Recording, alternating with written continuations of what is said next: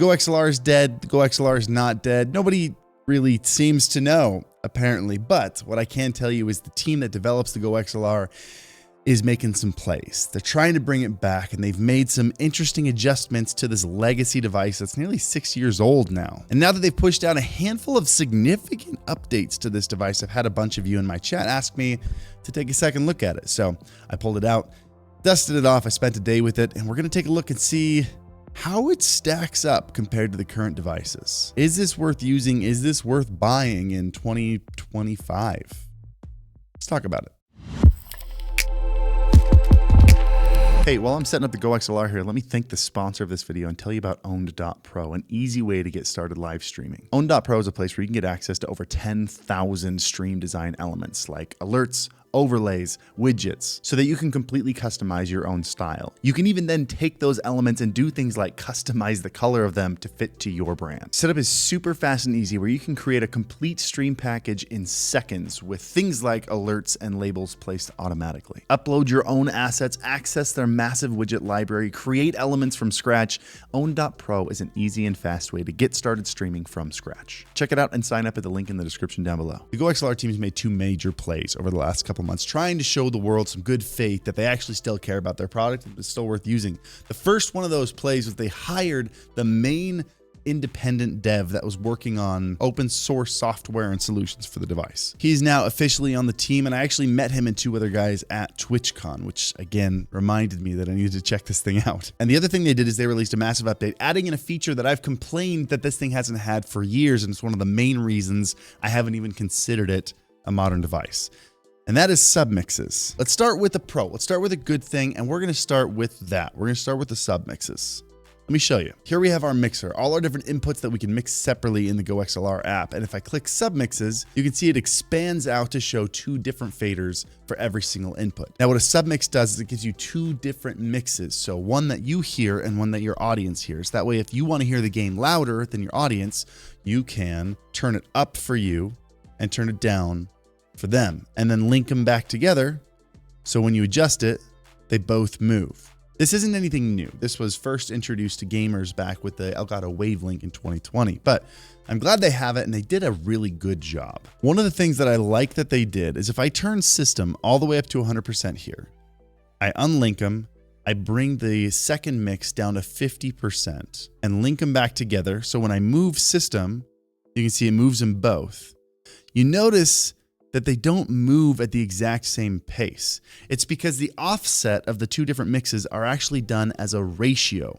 You can see it, this is 100%, and this is 50%. If I bring the first mix down to 50%, the second one is gonna be at 25%. It's setting at a 2-to-1 ratio rather than an offset like the Elgato submixes, because the Elgato submixes are offset based, meaning this is 100%, this is 50%. If I turned this one down to 50%, the second mix would be down at 0, which can cause some problems when you're working in low volume areas. I actually really prefer this. This is the way that the Beacon app works as well. And then you have all of your outputs over here, and you have the option to choose, do you want this output to follow mix A on the left or mix B on the right? I think this is a great implementation. I think the GoXLR team did a great job on this. Let's jump into a con, and it may actually be one that you've already noticed as I showed off the submixes.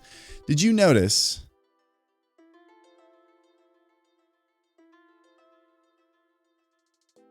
do you see it? Did you notice it's not super responsive? It feels laggy. It feels delayed, especially look at the look at the diagram up in the top right compared to the actual fader.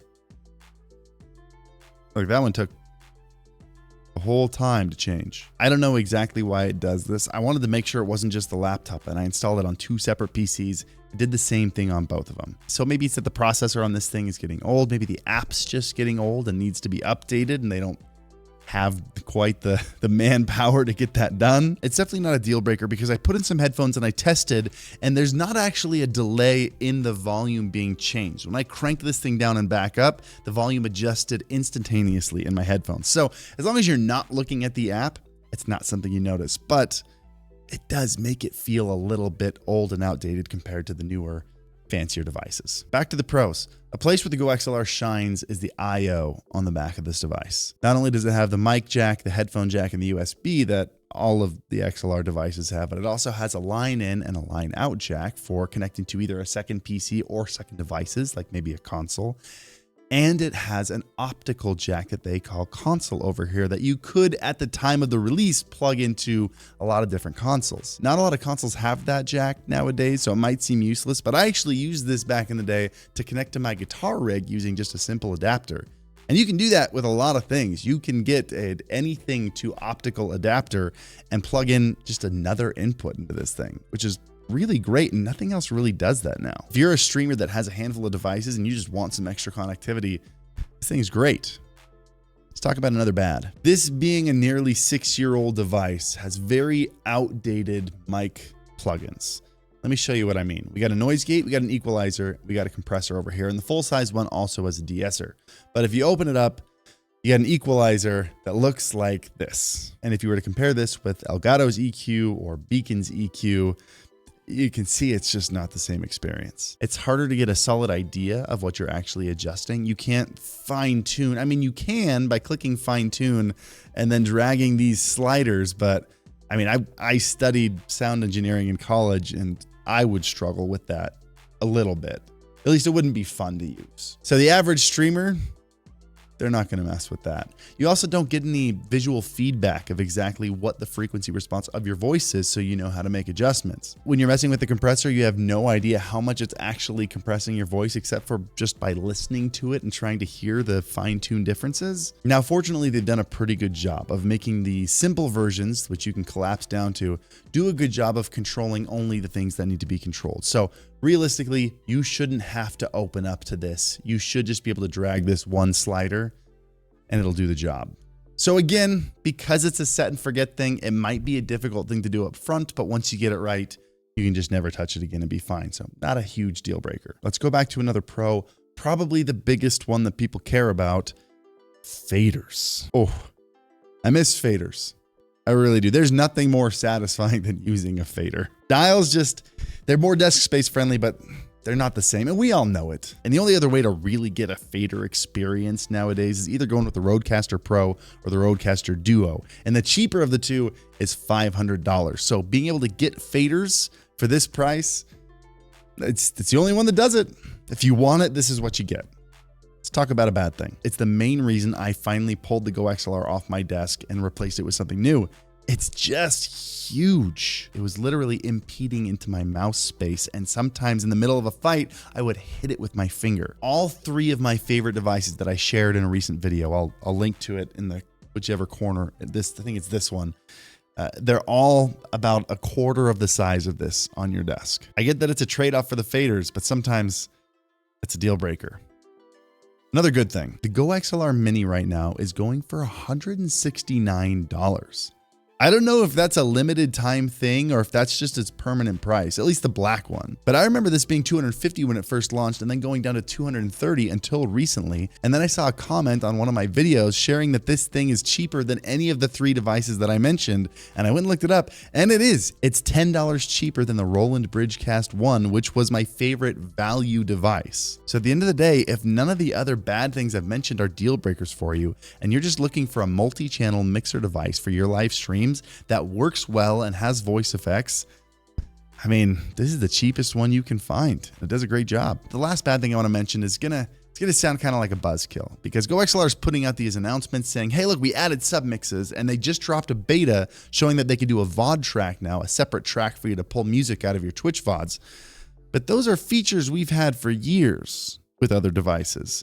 So all the updates that they're doing, they aren't adding advanced features that the other ones don't have. They're playing catch up right now on a 6-year-old device, which is not a good look. They've mentioned in a video that they shared that once they get this feeling like it's on par with modern devices, then they're going to work on a GoXLR 2. But for something to take 6 years to add features like submixes and VOD track, it damages my trust in the company that they're going to put something out that's modern in the future. So who is this device for then? Or is it even any good nowadays? In my opinion, I would say I wouldn't recommend this as a default device to anybody. I would still recommend those other three first. But if this has something specific that you want that the other ones don't have, I think this is now officially a good option, especially with the addition of submixes. If you want faders or you want an optical input, this might be your guy. Oh, also, if you want the cheapest decent device that you can buy right now, this might be your guy. And that's going to be some of you. That's not none of you. That's probably a good size audience right there. I'm happy to say that the device that changed audio for streamers forever, is still a decent purchase. I didn't use the full size GoXLR for this video because honestly, I couldn't find the power supply.